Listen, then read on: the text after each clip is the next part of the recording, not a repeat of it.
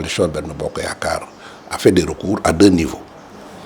D'abord, après la publication des listes de candidatures, nous avons remarqué que dans certaines localités, il y a des listes qui ont été déclarées recevables par l'autorité administrative.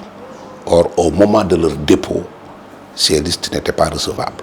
Parce que soit c'était des listes incomplètes, le nombre requis pour le scrutin majoritaire ou le scrutin proportionnel n'a pas été respecté. Et certaines listes dont la parité n'a pas été respectée. Et malgré tout, ces listes ont été reçues et publiées par l'autorité administrative. Pour ces cas, notamment à Sam Notaire,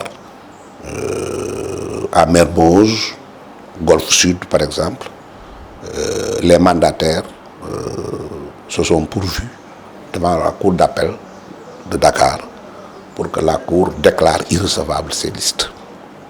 Maintenant, il y a la cour d'appel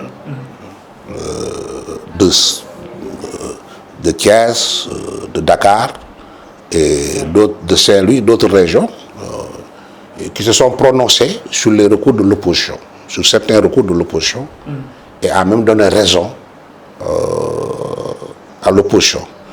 Et nous avons constaté qu'au moment où la cour d'appel statuait, la cour n'a pas informé ni convoqué l'autorité administrative compétente en la matière. Et vous savez que le débat judiciaire est un débat contradictoire. Quand on fait un recours, quand la cour statue, la cour doit effectivement convoquer l'autre partie pour que l'autre partie puisse présenter ses moyens de défense. Ce qui n'est pas le cas dans beaucoup de décisions qui ont été rendues par la cour d'appel. C'est une violation manifeste des droits de la défense. Parce que dans beaucoup de cas, l'autorité administrative détenait les preuves d'irrecevabilité des listes.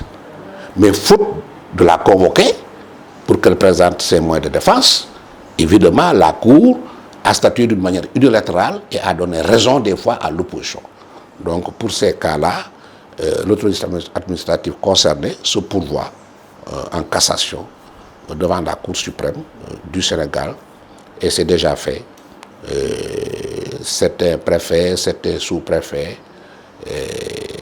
se sont réunis avec l'assistance des conseils de Benno Bokk Yakaar, ont introduit des pourvois en cassation contre beaucoup de décisions rendues par la Cour d'appel. L'opposition a saisi, conformément d'ailleurs au code électoral, la Cour d'appel pour demander la recevabilité de certaines de leurs listes qui étaient déclarées irrecevables par les préfets ou les sous-préfets. Et dans beaucoup de cas, la Cour d'appel leur a donné raison.